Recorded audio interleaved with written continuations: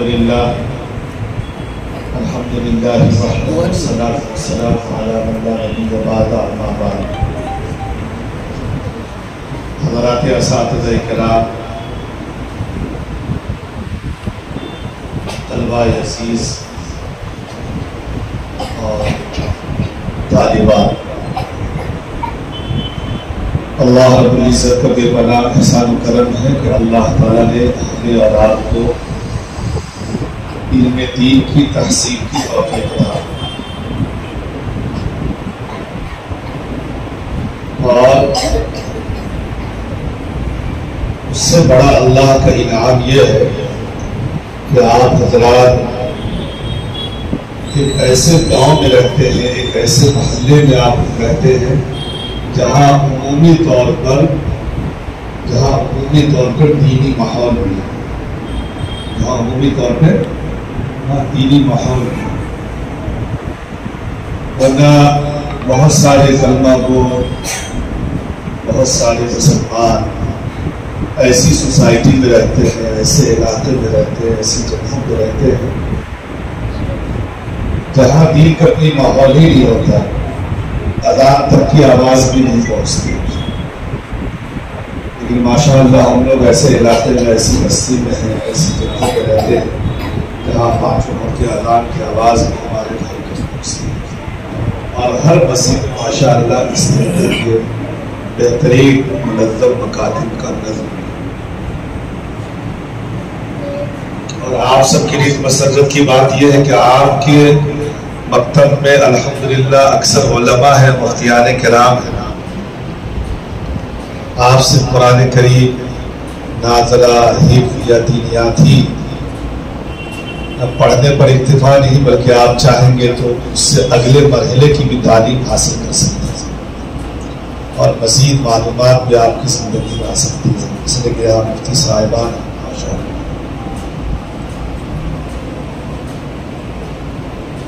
لیکن سب سے بڑی بات یہ ہے کہ اس ماحول سے فائدہ اٹھانا ہے. کیا اٹھانا؟ فائدہ اٹھائیں گے تب تو آپ باتوفیق ہیں، کامیاب ہیں، کامرہ ہیں. اور اگر آپ نے فائدہ نہیں اٹھایا تو پھر کوئی فائدہ نہیں، پھر آپ نے اپنے وقت کو برباد کیا.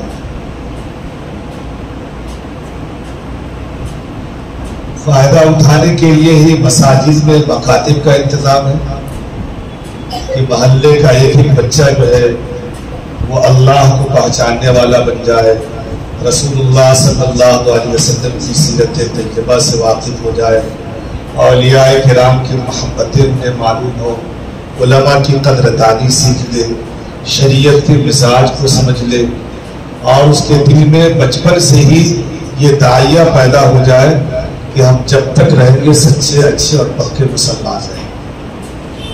اس لیے اس مکاتب کا یہ نظام قائم ہے. تو آپ سب کی یہ ذمہ داری بنتی ہے طلبہ عزیز کہ اس موقع سے آپ سب فائدہ اٹھائیں. فائدہ 2 صورتوں سے اٹھایا جاتا ہے. سب سے پہلی ذمہ داری تو آپ کو اس طریقے سے سمجھنا ہے کہ ہم لوگ اسکول میں پڑھتے ہیں، اسکولوں کے ساتھ ہماری ٹیوشن بھی ہے، ہماری دوسری کلاسز بھی ہیں، اور ہر ماں باپ کی یہ خواہش ہوتی کہ میرا بچہ اسکول میں ٹاپ کرے، اچھا کرے، اچھے نمبرات سے کامیاب ہو، اس کی کلاسز مس نہ ہو، اسکول مس نہ ہو. سب کی خواہش ہوتی ہے. لیکن ان خواہشوں کے باوجود انہوں نے یہ کوشش کی ہے کہ ہم مسلمان ہیں، سب سے پہلے ہمارا بچہ اچھا مسلمان بنے. اس لیے انہوں نے اوقات اس طریقے سے منظم کیا کہ آپ کے لیے انہوں نے 1 گھنٹے، 1.5 گھنٹے، 2 گھنٹے کا وقت فارغ کیا کہ بیٹا آپ مدرسہ جائیں، آپ وہاں دین سیکھ کر آئیں، اللہ رسول اللہ کو پہچان کر آئیں. یہ آپ کے پیچھے آپ کے ماں باپ کی امیدیں قائم ہے نا. ہر ماں باپ کی امید قائم ہے نا کہ میرا بچہ مدرسے میں کیوں جا رہا ہے؟ اللہ کو پہچاننے والا بن جائے، رسول اللہ کی سیرت کو جاننے والا بن جائے، اس کی زندگی میں دین کی فکر آ جائے اور عمل کا داعیہ پیدا ہو جائے. تو اگر مدرسے میں آپ پڑھنے آ رہے ہیں اور پڑھنے کے باوجود اگر آپ کے اندر وہ تبدیلی نہیں آئے گی کہ آپ اچھا قرآن پڑھنا نہیں سیکھ رہے ہیں، آپ کو دعائیں یاد نہیں ہو رہی ہے، آپ کو سنتوں کا علم نہیں ہو رہا ہے، آپ کو رہن سہن کا اسلامی طریقہ وہ آپ کی زندگی میں نہیں آ رہا ہے، تو سب سے پہلے کس کے جذبات کو ٹھیس پہنچے گا؟ آپ کے ماں باپ کے جذبات کو ٹھیس پہنچے گا کہ میں اپنے بچوں کا وقت فارغ کر کے بچے کو مدرسہ بھیج رہا ہوں، لیکن بچے میں کوئی رنگ ہی چڑھ نہیں رہا، تو گویا ان کی تمناؤں کو بھی آپ ٹھیس پہنچا رہے ہیں، ان کی کوششوں کو بھی ٹھیس پہنچا رہے ہیں، گویا آپ ان کو دھوکہ دے رہے ہیں۔ اور دوسرا نقصان کن کا ہے؟ ان اساتذہ کرام کا، کہ ان اساتذہ کرام کو آپ کے پیچھے ذمہ داران نے لگایا ہے آپ کو پڑھنے پڑھانے کے لیے، آپ کو سیکھنے سکھانے کے لیے۔ اب یہ آپ کو پڑھانے کی کوشش کر رہے ہیں، سمجھانے کی کوشش کر رہے ہیں، بار بار تاکید کر رہے ہیں، صحیح ڈھنگ سے آپ کو صحیح عمل پہ لگانے کی کوشش کر رہے ہیں، لیکن آپ ہیں کہ بس سننے کے لیے تیار نہیں، تو آپ کے اساتذہ کو بھی تکلیف پہنچے گی، پہنچے گی نہیں پہنچے گی، اور آپ سے ناراض ہوں گے وہ بچہ کیسا ہے، بات سمجھنے کے لیے تیار نہیں ہے۔ اور ان اساتذہ کے پیچھے قوم کے سرمایے لگے ہوئے، جو لوگ پڑھا رہے ہیں وہ فری میں تو نہیں پڑھاتے، سب کی سیلری ہے، سب کی تنخواہ ہے نا، وہ تنخواہ کہاں سے آتی ہے؟ تنخواہ تو آپ کے ماں باپ اور کوئی مسلمان ہی اس کے پیچھے رقم دیتا ہے نا، وہ کیوں رقم لگائی جاتی ہے؟ وہ آپ لوگوں کے لیے لگائی جاتی ہے کہ ہماری مسجد میں نماز کے ماحول کے ساتھ ساتھ دینیات کا مکتب کا نظام ہے، ان نیتوں کے ساتھ لوگ اپنی رقم کو لگاتے ہیں۔ تو اگر آپ صحیح کھڑے نہیں اتریں گے تو گویا قوم کو بھی آپ دھوکہ دے رہے ہیں۔ تو اب آپ یہ بتائیں کہ ماں باپ کو دھوکہ دینے والے بنیں گے کہ اساتذہ کے نافرمان بنیں گے کہ قوم کے لیے دھوکہ باز بنیں گے کہ اچھے بنیں گے؟ اچھے بننے کے لیے دو شرطیں، کتنی شرطیں ہیں؟ دو شرطیں۔ پہلی شرط یہ ہے میرے طلبہ عزیز کہ آپ اپنے مدرسے کا جو نظام الاوقات ہے اس کو ہمیشہ ذہن میں رکھیے۔ اصل مدرسہ اگر آپ کا 7 بجے شروع ہو رہا ہے تو آپ کو کوشش یہ کرنی کہ 7 میں 5 کم ہو تبھی آپ مدرسہ آ جائیں، اور مدرسہ 8 بجے تک چلتا ہے تو 8 بجے سے پہلے اپنے اساتذہ سے چھٹی بھی نہ مانگیں۔ یہ 1 گھنٹے کے وقت کو قیمتی سے قیمتی بنا کر اور صرف پوری توجہات کے ساتھ آپ پڑھنے پہ صرف کریں گے، یہ پہلی شرط ہے۔ نظام الاوقات کی پابندی کے ساتھ مدرسہ آنا، وقت کی رعایت کرتے ہوئے آنا، وقت مکمل ہو جانے کے بعد جانا۔ اگر آپ نے نظام الاوقات کی پابندی کر لی تو آپ کی تعلیم کما حق ہوگی اور جلد ہو جائے۔ مثلا آپ حفظ کر رہے ہیں تو آپ کے اندر پابندی ہوگی تو یقیناً سبق کی پابندی ہو جائے گی، آپ وقفے کی پابندی ہو جائے گی، سبق فارغ کی پابندی ہو جائے گی، تو آپ کا جب حفظ مکمل ہوگا تو آپ کو دور کرنے میں تاخیر نہیں ہوگی، آپ کا قرآن پہلے سے یاد ہوگا ماشاءاللہ، کہ وہ آپ نے پابندی سے آموختہ سنایا ہوگا، پابندی سے سبق سنایا ہوگا، سبق فارغ سنائے ہوں گے، اور ایک دن پڑھنے کے لیے آیا اور 2 دن نہیں آئے تو ساری برکتیں ختم ہو جاتی ہیں۔ آپ کو 1 سال میں حافظ ہونا تھا، آپ 4 سال میں بھی حافظ مشکل سے بن پائے۔ تو پہلی شرط کیا ہے؟ وقت کی پابندی۔ کیا ہے؟ سب لوگ وقت کی پابندی کریں گے انشاءاللہ۔ اور دوسری شرط یہ ہے کہ آپ کے اساتذہ جیسا پڑھائیں اور جو پڑھائیں اس کو آپ کو ریکارڈ کرنا ہے، وہ جیسا بولے، جو بولے، جس طریقے سے پڑھانے کی کوشش کرے، آپ کو بیانی اسی کو نقل کرنے کی کوشش کرنا ہے، بیانی اسی کی نقل کرنے کی کوشش کرنا ہے۔ تب گویا کہ آپ ہونہار شاگرد ہیں کہ آپ اپنے استاد کو بھی دیکھ رہے ہیں کہ وہ مد کیسے کتنا کھینچ رہے ہیں، اخفا کیسے کرتے ہیں، غنہ کیسے کرتے ہیں، اور وہ کس طریقے سے مجھے پڑھانے کی کوشش کر رہے ہیں، کس لے میں پڑھانے کی کوشش کر رہے ہیں۔ یہ ساری چیزوں کو ریکارڈ کرنا ہے آپ کو، اور اس پہ اپنی زندگی کو اور اپنے پڑھائی کو ڈھالنے کی کوشش کرنا ہے، تب آپ کے لیے یہ نفع بخش ہوگا اور آپ کامیاب ہوگا۔ ورنہ طلبہ عزیز وقت ضائع ہوگا۔ جب وقت ضائع ہوگا تو ہم جیسے کی عمر کو جب آپ پہنچیں گے تو اس وقت آپ کو افسوس ہوگا کہ میں نے مدرسے کے وقت کو ضائع کیا ہے۔ بہت سارے لوگ ملتے ہیں ہمارے ان کے مفتی صاحب کے لوگ، جن کی سورہ فاتحہ ٹھیک نہیں ہوتی، جن کو چند سورتیں یاد نہیں ہوتی، جن کو دعائیں یاد نہیں ہوتی، جن کو نماز کے شرائط اور جو ہے نواقض وضو وغیرہ یاد نہیں ہوتی، اچھی عمر کو پہنچ جاتے ہیں، اب وہ شرماتے کہ میں کیسے کن سے پوچھوں کیسے سیکھوں۔ جب ان کی تہ میں پہنچتے ہیں تو پتہ چلتا ہے کہ بھائی ہمارے والد صاحب مدرسے کے لیے ہمیں بھیجتے تھے اور ہم گئے ڈنڈی مار دیتے تو مدرسہ جاتے ہی نہیں۔ ہمارے مولانا نے ایک دن ایک جھاپڑ مار دیا، ہم نے اس کو بہانہ بنا کے گھر میں جا کے واویلا مچایا، شور مچایا، ارے مفتی صاحب تو مارتے ہیں، مولانا عمر صاحب تو مارتے ہیں، اور ماں باپ کے سامنے خوب آنسو بہائے، ماں باپ کو بھی ترس اور رحم آ گیا، کہا چل ٹھیک ہے کل سے مدرسے بچ جا۔ تو ہم نے بہانہ بنایا اور یہ گل کھلایا کہ مدرسے سے نجات مل جائے، اور اس کا نقصان یہ ہو گیا کہ آج بڑے ہو گئے مجھے کچھ آتا ہی نہیں، جبکہ میرے ماں باپ نے مجھے فارغ کیا تھا پڑھنے کے۔ تو کل جو آپ افسوس کریں گے اور کل آپ کو جو شرمندگی اور ندامت ہوگی، اس سے بہتر یہ ہے کہ اس ندامت کے آنسو بہانے سے پہلے آج سیکھیں۔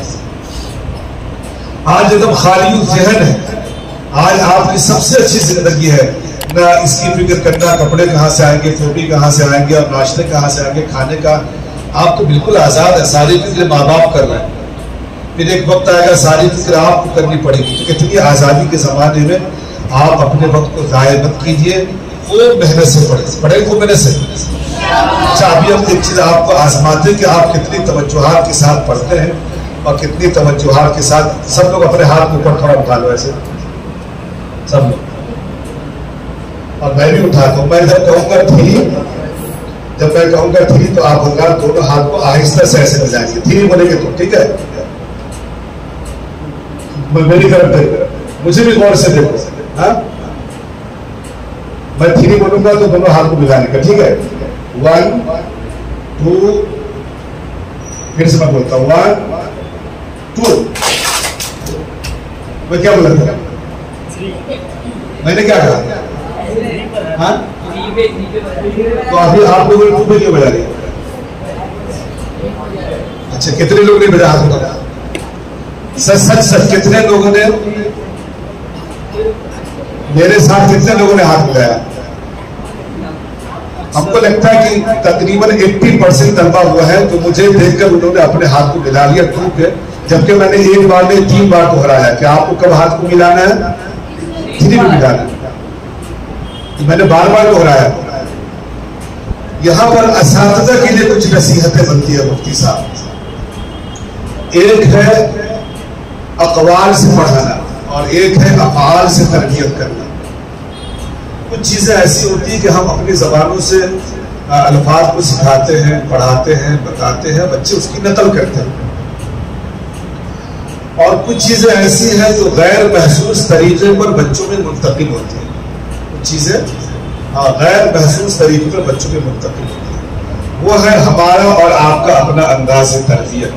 اور انداز تربیت کیا؟ ہمارا اٹھنا، ہمارا بیٹھنا، ہمارا ہنسنا، ہمارا باتیں کرنا، ہماری نشست و برخاست، یہ چیزیں غیر محسوس طریقے سے بچوں میں منتقل ہوتی ہیں۔ حضرت مولانا سید ابو الحسن علی ندوی رحمۃ اللہ علیہ فرمایا کرتے تھے کہ ایک استاذ تھے، وہ پڑھانے خود سے بہت باصلاحیت تھے، لیکن وہ ان کے اندر کچھ لاوالی بنتا، کلاس میں گئے، 1 گھنٹے کا 40 منٹ کا وقفہ ہے پڑھانے کا، انہوں نے 20 منٹ ہی یہاں وہاں ادھر ادھر کی باتوں میں وقت لگا دیا۔ اب بچے کتنے 20 منٹ میں دوڑا دیتے تھے۔ جو بچے ایسے ہیں جو پڑھنے والے نہیں ہیں وہ تو بہت اچھا لگتا تھا، ہمارا تفریح تباہ بھی کیے، 20 منٹ وقت نکال دیے اور 20 منٹ پڑھنا چلا۔ جو واقعی میں پڑھنے والے طلبہ ہوتے ہیں، یہ بات میں بڑی گراں بات ہو جاتی ہے۔ ایک تو 40 منٹ کا وقفہ، ہم کلاس میں حاضر ہو رہے ہیں اور ہمارے استاد محترم نے 20 منٹ نہیں نکال دیا، تو اس وقت وہ طلبہ تذکرہ نہیں کرتے، لیکن جب وہاں سے فارغ ہو کر چلے جاتے ہیں اور بڑی درسگاہوں میں جب پڑھاتے ہیں تو ان کو اپنے اساتذہ کا کردار یاد آتا ہے۔ اگر وہ خوبی کے مالک ہوتے ہیں تو خیر خوبی کے ساتھ تذکرہ کرتے ہیں، اور اگر ان کے اندر کمی کوتاہی ہوتی تو ہمیشہ وہ اپنے استاد کی کمی کوتاہی کے ساتھ تذکرہ کرتے ہیں۔ تو ہم لوگ اپنے اساتذہ کو دیکھ کر کے بھی سیکھیں گے نا، یہ میں اس لیے کر رہا ہوں۔ میں نے ابھی 2 پہ ہاتھ کو ملا لیا تو آپ لوگوں نے ملا لیا، وجہ کہ آپ لوگوں نے 1 2 3 پہ دھیان نہیں رکھا، بلکہ مجھ پہ دھیان رکھا کہ مولانا کا ہاتھ مل گیا تو ہم نے بھی ہاتھ ملا لیا. تو آپ حضرات پڑھنے کے ساتھ ساتھ اپنے اساتذہ کو دیکھو کہ ہمارے مفتی صاحب کی ماشاءاللہ ٹوپی کتنی اچھی ہے, ان کے شلوار کرتا پہننے کا طریقہ کتنا اچھا, وہ وضو کرتے تو کتنا اطمینان سے وضو کرتے ہیں, وہ نماز پڑھتے تو کتنا اطمینان سے نماز پڑھتے ہیں, وہ رکوع اور سجدہ کتنے ڈھنگ سے کرتے ہیں. تو آپ کو اپنے اساتذہ سے وہ بھی سیکھنا ہے, پڑھنے کے ساتھ ساتھ کیا سیکھنا ہے, اپنے اساتذہ کے رنگ ڈھنگ کو اپنی زندگی میں لگانا ہے. ان کا رنگ ڈھنگ کیسا, اٹھنا بیٹھنا کیسا, ہاں ان کی نماز کا طریقہ کیسا, ان کی دعاؤں میں کتنا آہوزاری, کتنا گری آہوزاری, ہاں وہ گفتگو کا ان کا طریقہ کیسا, کتنی نرمی سے گفتگو کرتے ہیں, کتنے ڈھنگ سے اپنے مہمانوں کا اکرام کرتے ہیں. یہ چیزیں بھی اپنے اساتذہ سے سیکھنا, سیکھیں گے انشاءاللہ. تو آپ کا کام پڑھنا, خوب محنت سے پڑھنا, وقت کی پابندی کرنا, ناغہ نہیں کرنا, اور اپنے اساتذہ کے رکھ رکھاؤ کو دیکھنا, ان کے گفتگو کرنے کے طریقے کو دیکھنا, ان کی نمازوں کو دیکھنا, اور اس سے بھی سیکھنا کہ انشاءاللہ ہم اپنے استاد محترم کی طرح بنیں گے انشاءاللہ. اللہ تعالیٰ کب تک گفتگو کرنے والا, اچھا 40 تک گفتگو کرنے, یہ کریں گے انشاءاللہ. تیسری بات میرے طلبہ عزیز, اللہ کے نبی صلی اللہ علیہ وسلم فرماتے ہیں کہ صدقات جاریہ بہت ساری چیزیں ہیں, لیکن ایک صدقہ جاریہ نیک اور صالح اولاد ہے. کیا ہے, آدمی مر جاتا ہے, مرنے کے بعد اعمال کے دروازے اس کے بند ہو جاتے ہیں. دنیا میں جو عمل کیا بس عمل ختم, اب اس کا سیدھا اسے ملنا ہے, قبر میں مل رہا ہے, حشر میں مل رہا ہے, اور اس کے ذریعے سے جنت اور جہنم کا فیصلہ ہوتا ہے, اس کے ذریعے سے. لیکن اللہ کے نبی صلی اللہ علیہ وسلم فرماتے ہیں کہ صدقہ جاریہ میں سے ایک صدقہ جاریہ نیک اولاد ہے. کون ہے, کیا ہے, نیک اولاد ہے. ماں باپ کی آنکھ بند ہو جائے گی, ماں باپ کی آنکھ بند ہو جائے گی, وہ اپنی قبر میں چلے جائیں گے, ان کے اعمال کا سلسلہ رک جائے گا, اب ان کو ان کے اپنے عمل کا بدلہ ملنے والا ہے. لیکن اچانک ماں باپ یہ محسوس کریں گے کہ مجھے قبر میں بڑی راحت مل رہی ہے, اور حشر کے میدان میں پہنچیں گے تو دیکھیں کہ میرے ساتھ تو اعمال کے بڑے ذخیرے ہیں, اور میرے ساتھ تو بڑا رحم و کرم کا معاملہ ہو رہا ہے, اور میرے ساتھ یہ سب فیصلے ہو رہے ہیں, میرے ہاتھ میں اچھے اچھے فیصلے کیے جا رہے ہیں. یہ کیوں؟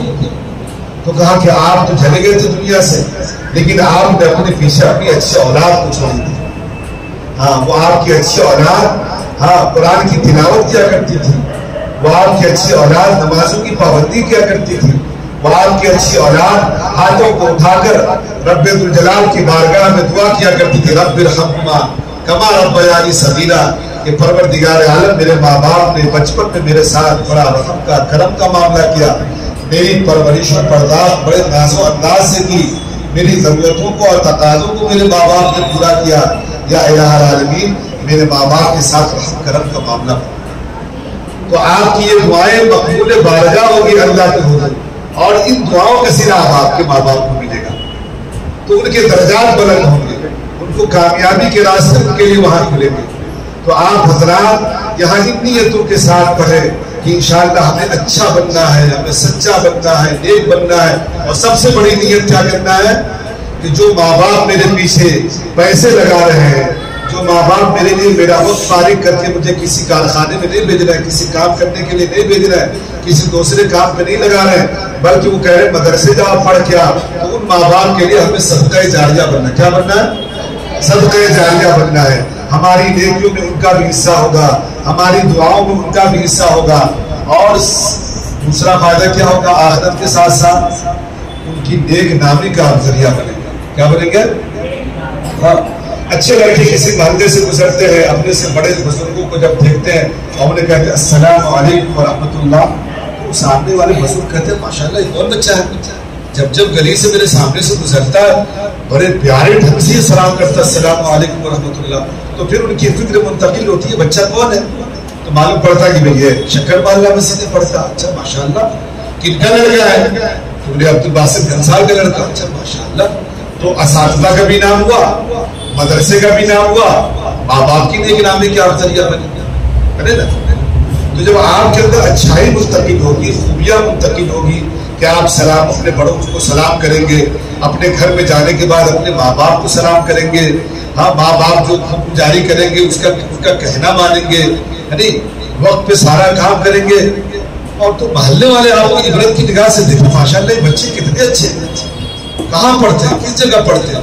تو جب آپ کے رہن سہن طور طریق کو آپ کے دوست و احباب میں، محلے والوں میں آپ کے جب ذکر چلے گا تو بتاؤ نیک نامی کا ذریعہ بنے گی نہیں بنے ماں باپ کے لیے؟ بنے نا. اور ہر ایسے بچوں سے بچنا ہے، ہر ایسے لڑکے سے بچنا ہے، ہر ایسی گلی اور محلے سے بچنا ہے جہاں برائیاں ہو رہی ہیں. جہاں ایسے دوستوں سے کوئی دوستی نہیں، چاہے وہ ہمارے لیے ناشتے کا انتظام کرے، ہمیں پیپسی پلائے، ہمیں یہ دعوت کرے، کچھ نہیں. جس کے اندر برائی دیکھو، گندی عادتیں دیکھو، ایسے بچوں سے بالکل لا تعلقی کا اظہار کرنا، اس سے کوئی رفت نہیں. اس لیے کہ برائیاں دھیرے دھیرے صحبتوں کے اثر سے منتقل ہوتی. مولانا علوم نے لکھا صحبت صالح ترا صالح کند، صحبت طالح ترا طالح کند. اچھوں کی صحبت آپ کو اچھا بنا دے گی اور بروں کی صحبتیں آپ کو بنا رہے. آپ دیکھ رہے ہیں ابھی ہم لوگ معاشرے میں گھوم پھر کے دیکھ رہے ہیں، بہت سارے مسلم بچے نکڑوں پہ کھڑے ہیں اور بے جا ہنگامہ شور مچاتے ہیں. بہت سارے بچے چرسی بن کے گھوم رہے ہیں، بہت سارے بچے دیوالی بن کے گھوم رہے ہیں. نہ معلوم کیسی کیسی حرکتیں کرتے جس سے دوسرا مسلمان شرم سے اپنی آنکھیں جھکا لیتا ہے، اپنا سر جھکا لیتا ہے. اور ماں باپ کو یہ خبر ملتی کہ میرا بچہ ایسی حرکتیں کر رہا ہے تو ان کے سر شرم سے جھک جاتے ہیں. تو آپ کو اچھے دوستوں کی صحبتوں میں بیٹھنا ہے. اپنے محلے میں سلیکٹڈ بچہ جو اسکول میں بھی ٹاپ ہو، مدرسے میں بھی ٹاپ ہو، اور جن کے محلے کے لوگ تعریف کرتے ہو، ایسے دوستوں سے، ایسے لڑکوں سے دوستی رکھیں گے.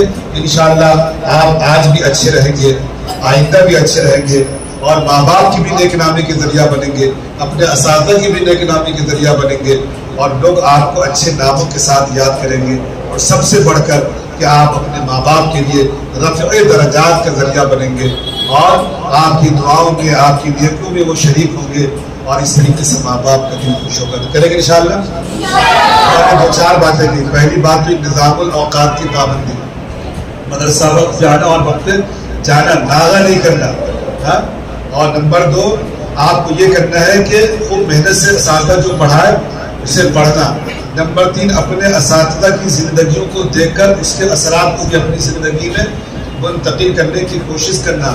اور نمبر 4 آپ کو اپنے ماں باپ کے رفع درجات کا ذریعہ بننا ہے، ماں باپ کی نیک نامی کا ذریعہ بننا ہے، اور اچھے دوستوں کی صحبتیں اختیار کرنا ہے. اگر یہ کریں گے تو انشاءاللہ کامیابی ملے گی، کامرانی ملے گی، اور دنیا اگر اچھی بن گئی تو آخرت تو انشاءاللہ اچھی ضرور بنے گی. اللہ تعالیٰ ہمیں اور آپ کو عمل کی توفیق برکت فرمائے. اچانک خالی الذہن تھا، آئے تھے مفتی صاحب سے، مولانا عمر محمود صاحب